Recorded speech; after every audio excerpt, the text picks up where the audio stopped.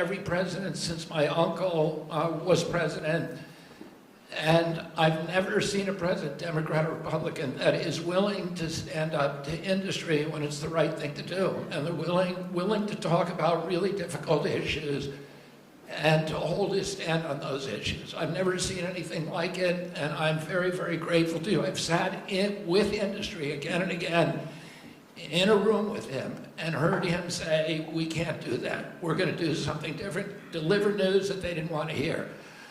So I'm grateful to this. This is a milestone.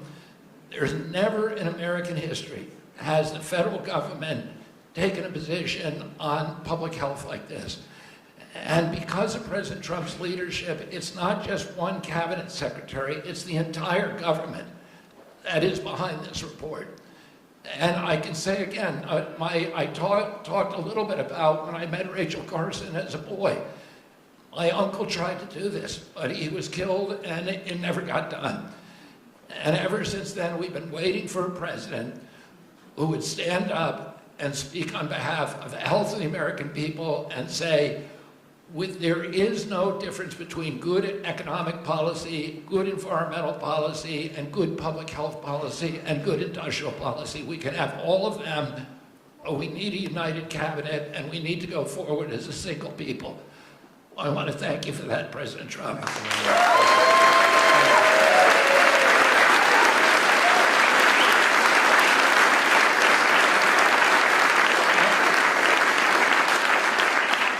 At its core, this report is a call to action for common sense. We've relied too much on conflicted research, ignored common sense, or what some would call mother's intuition. It's common sense that ultra-processed, nutrient-poor food contributes to chronic disease. It's common sense that excessive screen time and isolation lead to anxiety and depression, especially in children. It's common sense that exercise and healthy food should come before prescriptions and surgery. It's common sense that not all calories are equal in nutritional value. It's common sense that over-medicating kids is dangerous. It's common sense that we can celebrate the innovations of modern life while also demanding fearless inquiry into ameliorating the negative effects of medication, agriculture, and environmental practices. It's common sense that research funded by corporations deserves more scrutiny than independent studies. I'm so proud of this cabinet, and particularly Secretary Rollins and Administrator Zeldin, who, again, I'll say it a third time, worked late nights, early into the morning to make this happen, and to all the leadership from the White House staff, beginning with Stephen Miller, and Heidi Overton, Dr. Heidi Overton, with Vince Haley.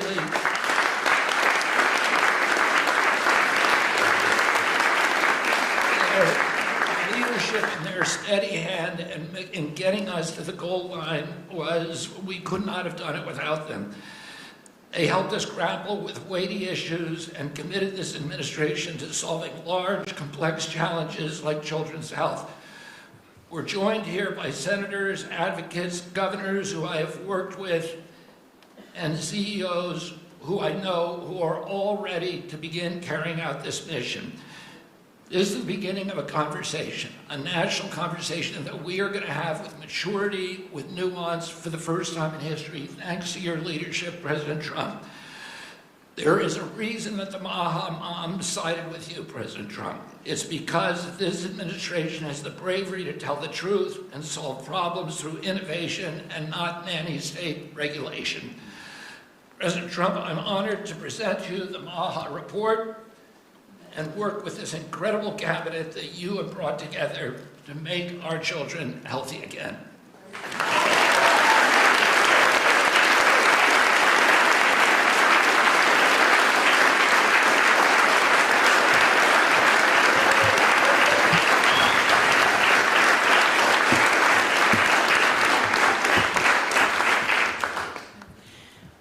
Three things. First, on behalf of an extremely grateful nation and on behalf of a lot of extremely grateful Maha moms who are out there, Secretary Kennedy and Mr. President, thank you.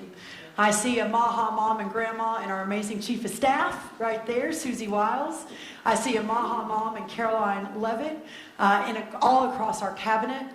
Sir, my oldest son, Luke, is here. Stand up, Luke. I am a Maha mom of 4. And this hits particularly close to home for every single one of us in this room. That's the first thing. The second thing is that you mentioned, sir, in your remarks that we are on track to sign multiples of SNAP waivers to get junk food and sugary drinks out of our food stamp system. And I am so proud.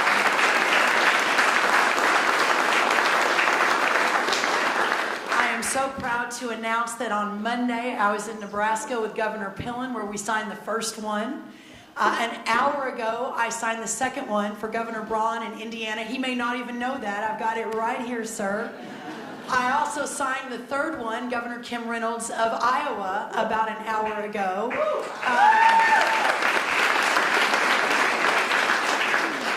With a half a dozen more coming down the line.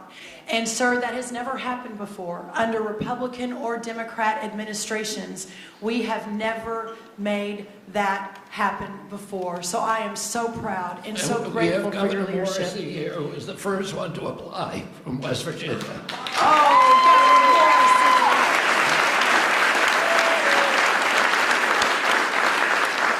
Governor Morrissey. You're at the top of the pile, sir. I apologize. Governor Sanders has been a leader. Governor Polis from Colorado.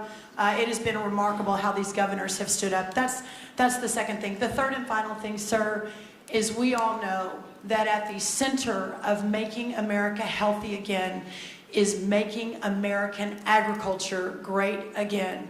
Without American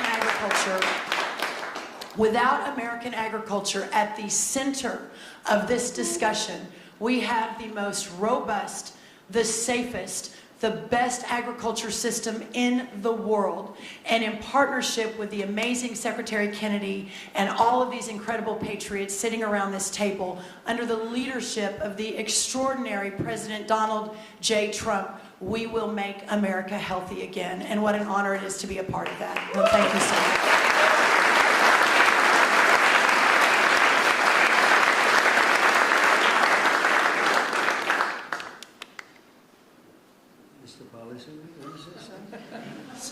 Big policy man here. So much has already been said, but in your remarks, Mr. President, you made clear. This is Vince Haley, by the way. In your remarks and in the report, it's very clear that there are no sacred cows when it comes to our children's health. We are showing the courage to turn over every stone to figure out, to investigate what is behind the chronic childhood disease crisis, and that's what this report represents, sir. Thank you, Vince.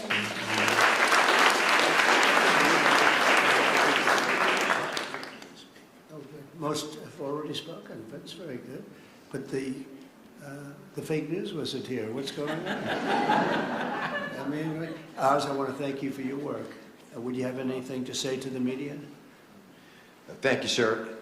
I think it's a moral failing if we don't address this, but it's definitely a financial failing as well. 50% of children are on Medicaid or on the CHIP program. It is an obligation we all have to address this reality.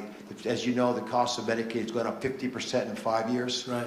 I thank you very much for having the bravery to commission this report, and Secretary Kennedy, Secretary Rollins, Lee Zeldin, and everybody else on this panel for being able to effect what has not been done since this law for Medicare and Medicaid was written in 1965. God bless you. Thank you very much, Oz. Thank you.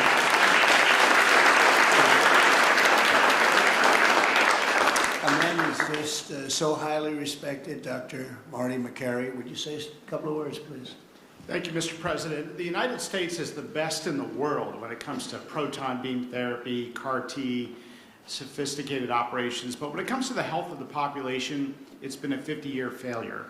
And we have got to change course, and it's not until you have had the courage to let us take on these giant issues, as Vince Haley said, without any sacred cows, that we've been able to change. And I think this will transform our healthcare system from a reactionary system where doctors are playing whack-a-mole to a proactive system. So thank you, Mr. President. Thank you very much. Thank you very much.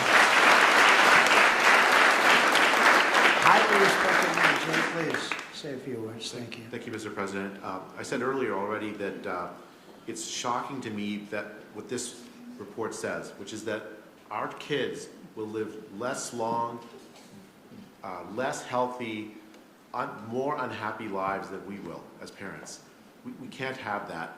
I'm so proud to be part of this moment because that doesn't have to be the future.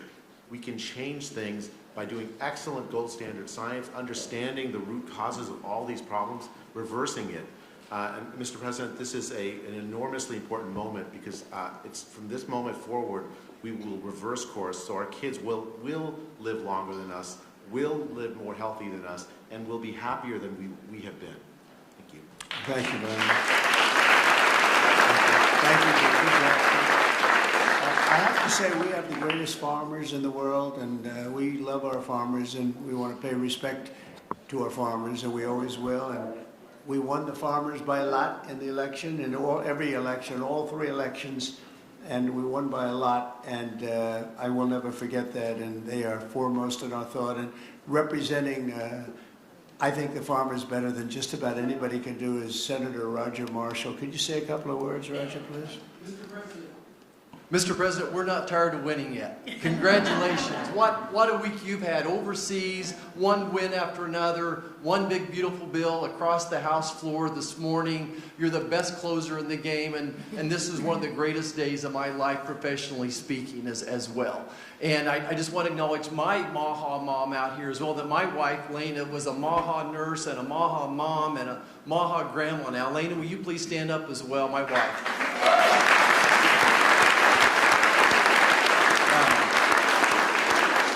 Mr. President, as you know, I spent 25 years delivering babies most every day. We saw a huge epidemic of diabetes, of pregnancy, and this has exploded in so many different directions now. We have an epidemic in mental health in our youth, obesity rates 20-30%, 20% of our children on a prescription drug, 60-70% of adults on a prescription drug. We can do better than this. And it does start with the farmer. It starts with soil health. And I just want you to know that our farmers are so committed to this as well. And so many of them are already doing great things. They're making the soil healthier. They're using less pesticides. They're doing all the right things. It's going to take a little bit more effort and time to get everybody with those practices. But the American farmer and rancher were the original environmentalists, the original conservationists, and they'll be right here working beside us, and we appreciate your support of them as well. Thank you, Roger. Good. Thank you. So I think I'll close by just saying that something happened a week ago that was very, very important, profound, but very important in so many ways. For years, I noticed that other countries paid much less for drugs and pharmaceuticals than we did. But I don't mean 2% less or 10%, which would be good, but I don't mean 20 or 25 or 30%.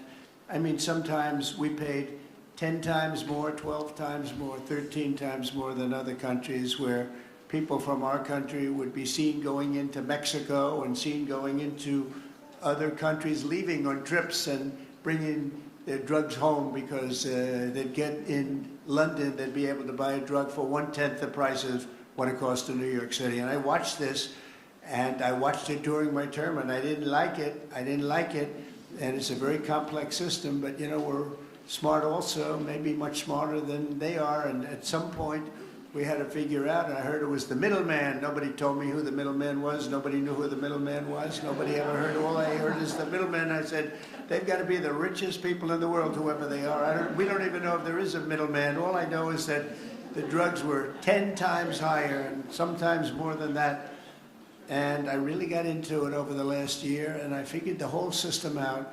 And for various and sundry reasons, the United States of America was being screwed, and we were being taken advantage of and being laughed at for years and years. And I said, it's not going to happen anymore. And I brought a great gentleman, the head of Eli Lilly, in, who's great. He really is. He's great. He's done a fantastic job, and others also of the companies. And I'd have it out with him. I had debates with him, actually. And pretty much it was a debate that was impossible to lose. You had to be a real bad debater to lose that debate because they couldn't justify it. They tried to say, well, you know, we pay for research and development and the United States has agreed to pay for 100%. I said, why? Why are we paying? And by the way, that wasn't even the number because it's still way too high if you took all the research and development. But you have other countries that are a lot more vicious than us in terms of their representatives. And they'd set a price for a drug and they'd say, tell the United States to pay for the rest. We were subsidizing the whole world. And I said, we're not going to do that anymore. We've been a laughing stock for so many years. The last 4 years, we've been a laughing stock. I said it. We're a laughing stock, and now we're the most respected, and we're the hottest country in the world. We're going to remain that way. We're going to do that with drug costs, too. And so I said, I'm going to do something that's a very unpopular thing to do with a small number of people, mainly the people that own the drug companies and others. And I'm not even blaming them. They were able to get away with it, but it was really other nations that took advantage of us because the drug companies were under their thumb. And they would say, this is what I'm going to pay. And the European Union was right at the top of the list. Let me tell you, we're going to pay $20 for this, and we're not going to pay any more. And America would pay $240 for the same thing that they're paying $20. They said, tell America to pay for the rest. So for years, they went along aimlessly, and they did it. And I started making changes, and I'll never forget the end of my first term, which was very successful. We had the best stock market ever. We had the best economy ever of any president. We went up 88% in the stock market, as an example, and I think 116% in one of the other indices. And we had, we're doing well, but this whole thing with the drug costs always bothered me. And I started really studying it, and it's very complicated stuff. And I said, you know what? We are paying so much more. And I demanded favored nations. We're the biggest buyer, we're the best buyer, we're the most solid buyer, we're the one that paid for all of the research and development. And I said, we're going to do something that's earth-shattering. So at the end of my first term, I was so proud because it's the first time in 28 years that any president reduced drug prices during the course of 4 years. And you know what the number was? 1/4 of 1%. But it was down. 1/4, think of it, 1/4 of 1%. Very little. Essentially, they remained the same. But I wanted to get it down, and I was so proud. I thought I was the greatest guy in the world. I took it down 1/4 of a percent, and I had news conferences. I was bragging. I'm the only one that did it 28 years. And then I said, that's not very much, because we were still paying so much more. And I decided I've got to break the system. And it's the most powerful lobby in the world, the drug company. Most powerful, they are the most powerful. And I'm not saying bad, good, I'm not saying anything, but they have tremendous power over the Senate, over the House, over the governors, over everybody. And they spend more money, billions and billions of dollars. And I said, I don't care. I have to do what's right. And I declared a favored nations, most favored nations, where the United States from now on is going to pay the exact same price as the lowest price anywhere in the world. In other words, if you take...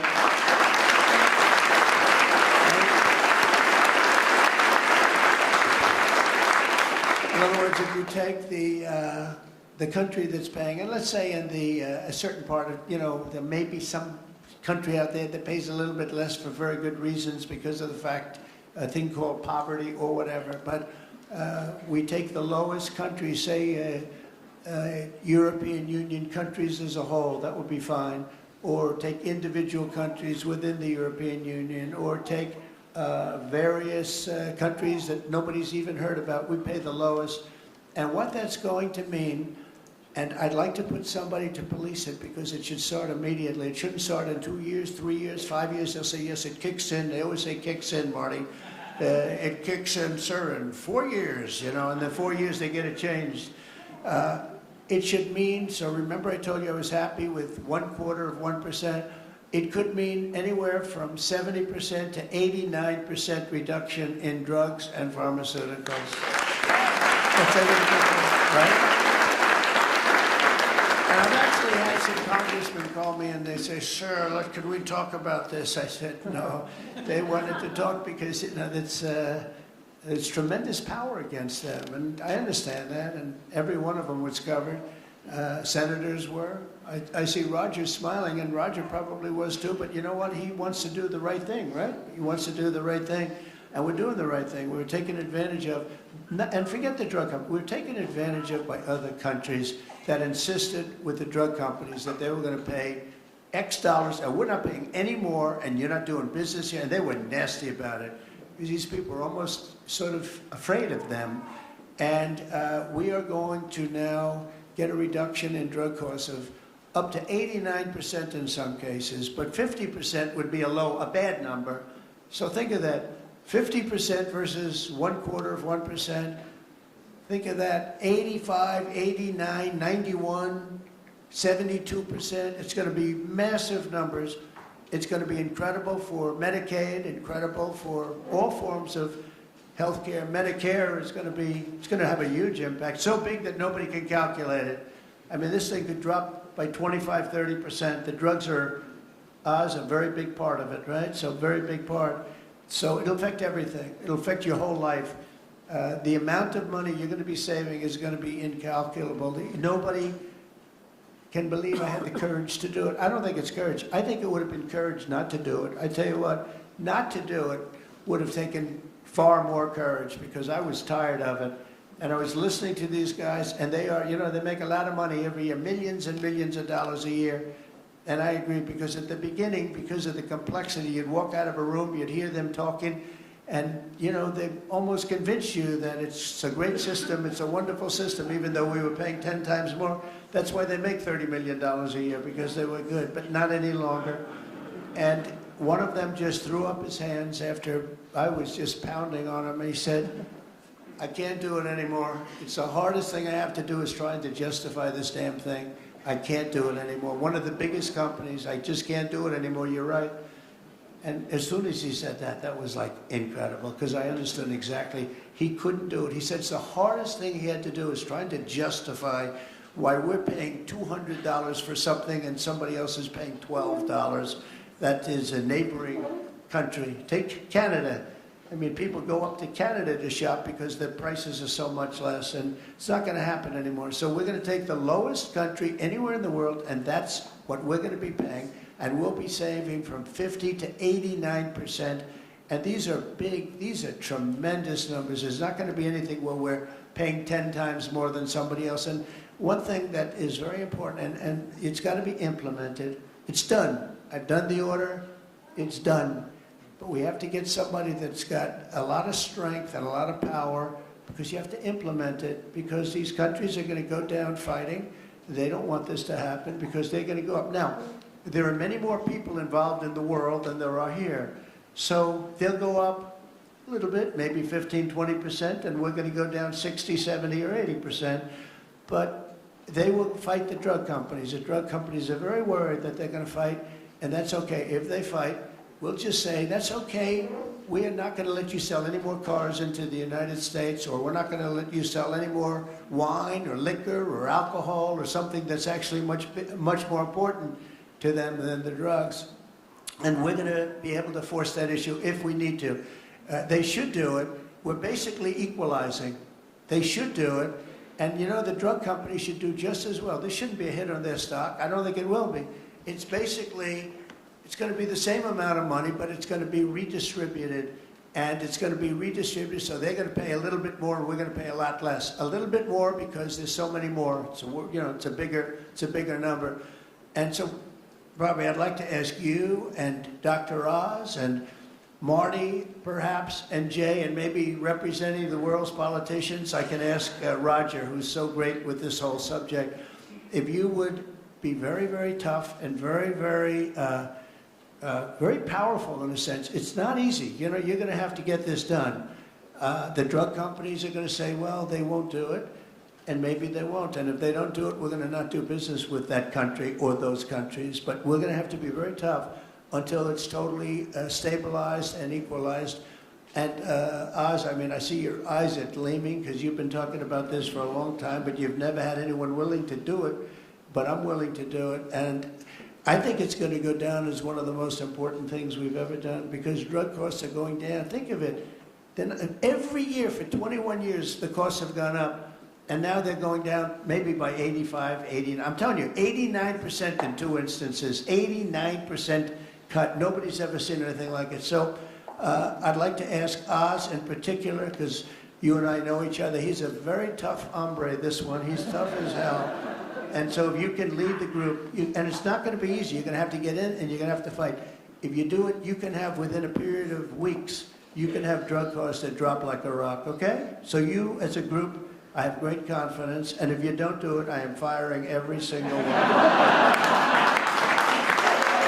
Good luck, guys. All right? Can you handle it?